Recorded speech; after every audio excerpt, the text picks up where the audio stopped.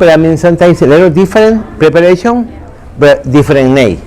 Using different name because when you go to like I say Honduras restaurant, you say baleadas, but you say American, you say, but this is called pupusas, you know. But you using the preparation is a little different, and the name is chendene. Yeah. That's what I mean. But I mean Central America almost have the same food. So We using a lot of meat, a lot of chicken, a lot of cheese, beans, rice.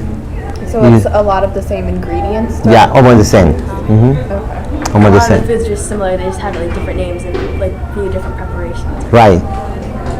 And so, how do you think that Mexican and Salvadoran food represents the overall culture of the countries? I'm sorry, can you repeat for How do me? you think that the Mexican and Salvadoran foods represent like the overall culture of the country? You know, because I mean, I don't know, because you see, it's a lot of Mexican restaurants in the United States. You know, people they call like they don't call Mexican. They call the people them American. They say it's more Tex-Mex. We say it's more Tex-Mex because I mean, actually, it's very hard to find just really Mexican food in America.